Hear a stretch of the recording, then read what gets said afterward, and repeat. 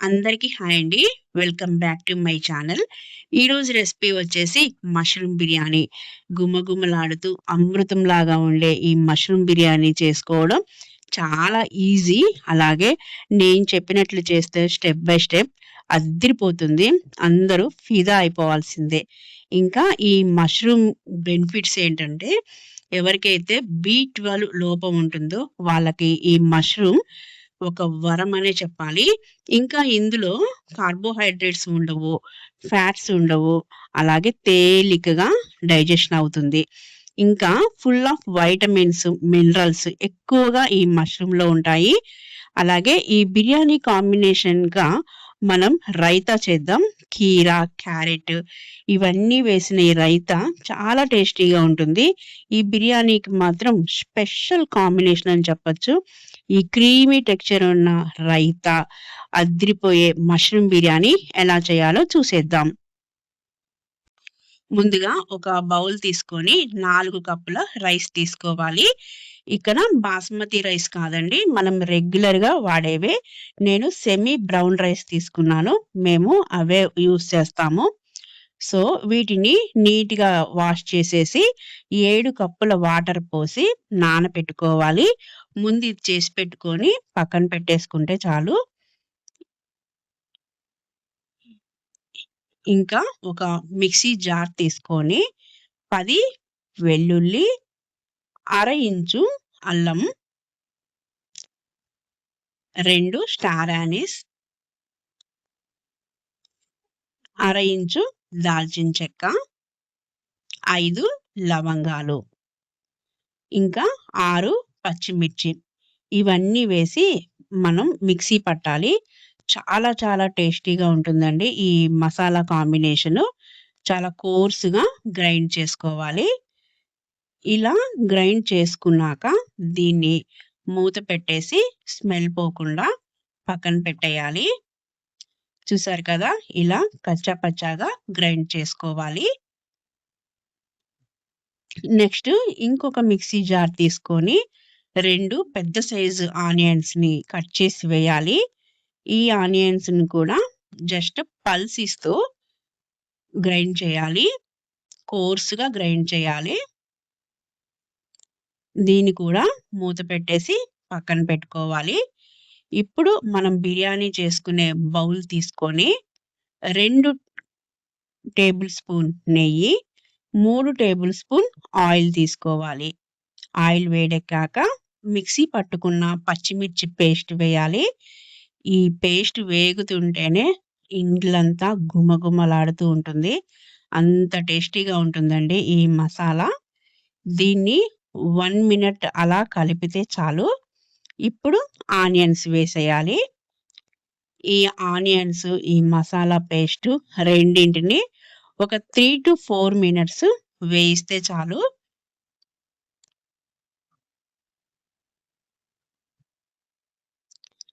ఆనియన్స్‌ని కట్ చేసి వేయొద్దండి. ఇలా మిక్సీ పట్టుకొని వేయాలి. మనకి మష్రూమ్ గానీ, ఇంకా క్యారెట్ అవే హైలైట్ అవ్వాలి ఈ బిర్యానీ. సో, ఇవి మిక్సీ పట్టాలి. నెక్స్ట్ 2 బిర్యానీ ఆకు, సరిపడా సాల్ట్ వేసి ఒకసారి కలపాలి. సాల్ట్ తర్వాత మళ్ళీ చెక్ చేసుకోవచ్చు. ముందు కాస్త వేస్తే చాలు. నాకు తెలుసు కాబట్టి నేను సరిపడా వేసేసాను. దీన్ని ఒక 2-3 మినిట్స్ కలిపాక ఇందులోకి 1 పించ్ పసుపు వేయాలి. Next 1 teaspoon masala powder, 1 teaspoon dhania powder, 1 teaspoon కారం. ఈ మూడింటిని చక్కగా కలపాలి. ఈ పచ్చి వాసన పోయేంత వరకు ఒక 2-3 మినిట్స్ కలిపితే చాలు. ఇప్పుడు ఒక కప్పు బీన్స్ తీసుకోవాలి. ఒక 10-12. నెక్స్ట్ ఒక కప్పు నిండా మష్రూమ్ తీసుకోవాలి. ఇవి మనకు నచ్చినట్టు కట్ చేసుకోవచ్చు. ఒక కప్పు నిండా క్యారెట్ తీసుకోవాలి. అలాగే అర కప్పు పచ్చి బఠానీ. వీటన్నింటిని ఒకసారి కలపాలి. ఇక్కడ మష్రూము మనకు నచ్చిన సైజులో కట్ చేసుకోవచ్చు. ఈ మష్రూమ్‌ని మాత్రం వారానికి 2, 3 సార్లైనా తీసుకోవాలండి. చాలా మంచివి ఈ మష్రూము. నెక్స్ట్ ఇవన్నీ బాగా కలిపి కొంచెం పచ్చి వాసన పోయేలాగా ఒక 2, 3 మినిట్స్ అలా కలుపుతూనే ఉండాలి. నెక్స్ట్ ఇందులోకి బాయిల్ చేయడానికి అరకప్పు ఫ్రెష్ పెరుగు వేయాలి. ఈ పెరుగుతో బాయిల్ అయిన ఈ పీసెస్ చాలా టేస్ట్ ఒస్తాయి. సో, మనకి నాన్ వెజ్ టేస్ట్ ఒస్తుంది. సో, ఎప్పుడైనా పెరుగు వేయాలి. మర్చిపోవద్దు. ఇలా పెరుగు కలిపాక ఒక కప్పు నిండా కొత్తిమీర, మనకు నచ్చినంత పుదీనా ఇవి 2 కూడా వేసి బాగా కలపాలి.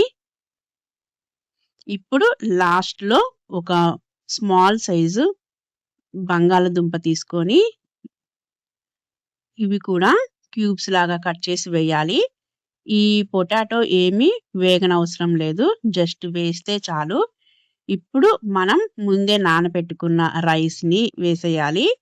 ఈ బ్రౌన్ రైసు నేను 4 కప్పులకి 7 కప్పుల వాటర్ తీసుకున్నాను. అదే మీరు బాస్మతి రైస్ అయితే ఒక కప్పుకి 1.5 వాటర్ కరెక్ట్‌గా సరిపోతాయి. ఇలా మొత్తం కలపాలి ఒకసారి.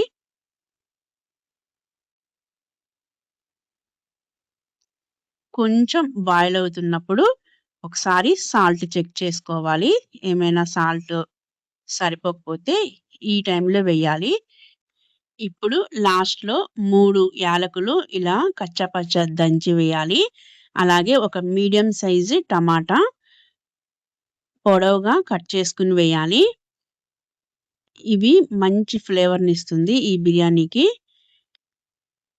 నెక్స్ట్ ఒకసారి ఇలా మొత్తం కలిపేసి హైలో పెట్టి ఒక 5-6 మినిట్స్ బాయిల్ చేయాలి. తర్వాత వాటర్ కొంచెం తగ్గాక సిమ్‌లో పెట్టేసి ఒక పావు గంట అలా వదిలేయాలి. చక్కగా మనకి మష్రూమ్ బిర్యానీ రెడీ అయిపోతుంది. ఆఫ్ చేసేసి అరగంట అలాగే వదిలేయాలి. ఇప్పుడు దీనికి కరెక్ట్ కాంబినేషన్ అయిన రైతా చేద్దాం.